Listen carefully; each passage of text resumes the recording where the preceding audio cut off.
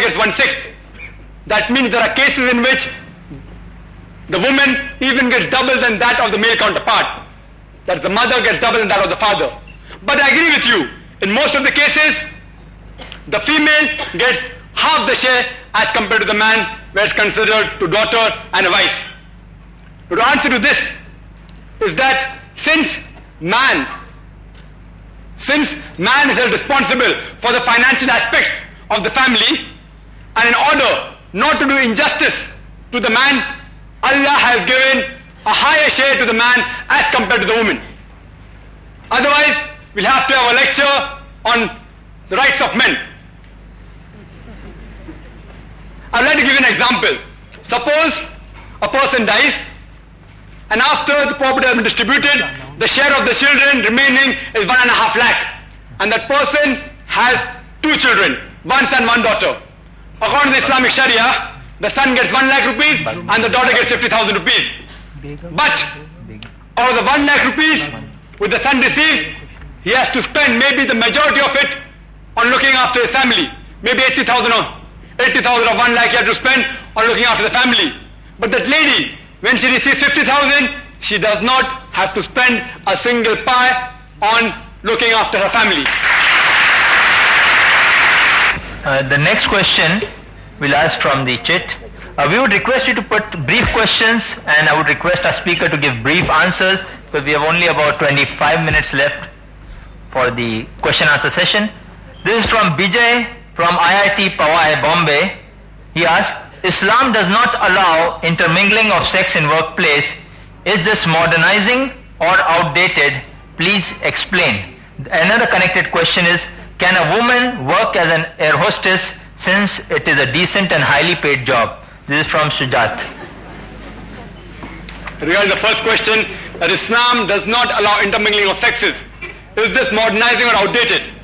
If you mean by modernizing that you keep your women for sale, that you can intermingle with them, or you can even take the profession as modeling, then I feel that Islam is outdated. Because women, by the Western media, by the Western culture, they have said that they have given more rights to the women.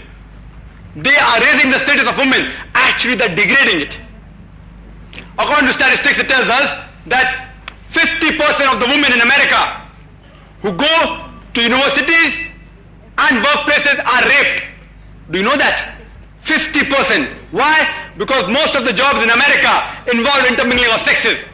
If you think that a lady should be raped, it's modernizing, then Islam is outdated. If you think not, then Islam is the most modernizing.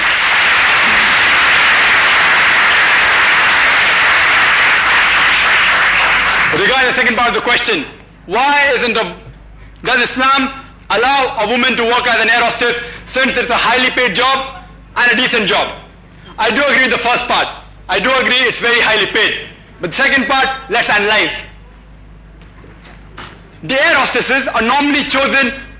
Main criteria for selecting air hostess is beauty. You will never find an ugly air hostess. They are selected because they are young. They are selected because they are attractive. They are made to wear clothes which are against the Islamic ethics. They are made to wear cosmetics that attract the customers.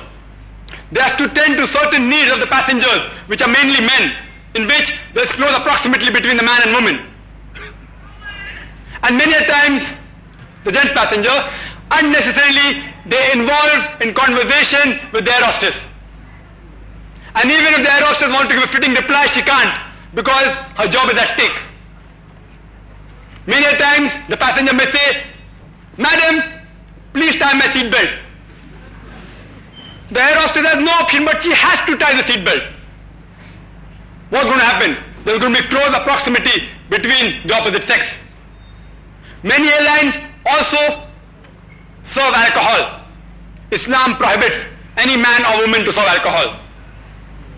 That's the reason all the air hostesses are women. There are gents pursers, male pursers in the flight, but they rarely attend to the customers. They are in the kitchen. It's the opposite. In the plane, it's the opposite. In the plane it's the opposite. And believe me, an airlines cannot do without employing ladies. Even the Saudi Airlines, supposed to be inverted commas, the most Islamic, supposed to be inverted commas, even they have ladies air hostesses.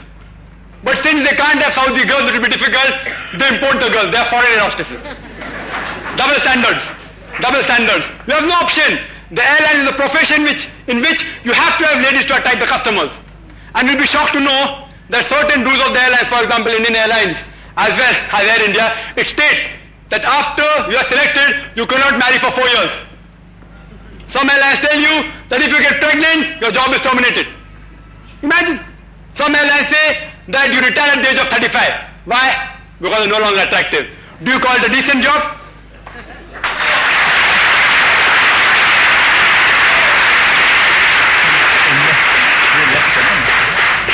The next question, please.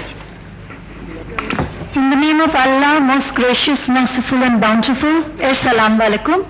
I am Parveen Alavia, a practicing lawyer and a researcher in world religions. My question to you, Dr. Nayak, is, you mentioned the solitary illustration of a woman who told the body that she was forced into a marriage and her marriage was allowed to be invalidated. This incident took place years ago. I wonder here, if possible, the body. Quran is the constitution of the rights of women and men. Is there a body? If so, name it, which also enforces the breakage and rights. Thank you. Sister has asked a very good question. She has asked that about the rights of the woman. It's very well laid down in the Quran and the Hadith. And if a woman is forced into marriage, the marriage can be invalidated. Is there any body today existing which can invalidate such marriages? There are many bodies, example in Iran as well as in Saudi Arabia. Unfortunately, the Indian government doesn't allow the Muslim community to have such courts, though they are the Muslim personal law, but all the rights are not given. If you request the Indian government to allow us to have such boards out here in India, then inshallah even in India we'll have such bodies. They have given only certain rights, not all the rights. The next question from the chat, is co-education allowed in Islam? This is from Rashid Sheikh, he's a student. Is co-education allowed in Islam? Brother asked the question, is co-education allowed in Islam? Meaning, can male and female study in the same school, college or universities? First, let's analyze whether male and female can study in the same school. There was a report which came last year in the World This Week, and it gave the survey of the schools, both unisex schools as well as co-ed schools in the UK. And the survey said that the overall result of a unisex schools was much better than a co-ed school. When interviews were taken of the teachers, they said the student in unisex schools concentrated more than the co-ed schools. When interviews of the students were taken, they preferred studying in co-ed schools than unisex schools. And you know the reason very well why. And that survey continued. It said that people in co-ed schools spend more time in becoming popular with the opposite sex. And besides lack of concentration, they gave very smart answer to the teachers.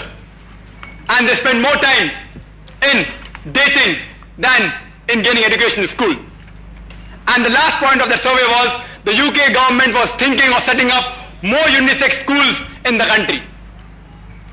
According to the American report, it said that girls in school spend more time in picking up illicit sex techniques from their classmates than acquiring knowledge from the teachers.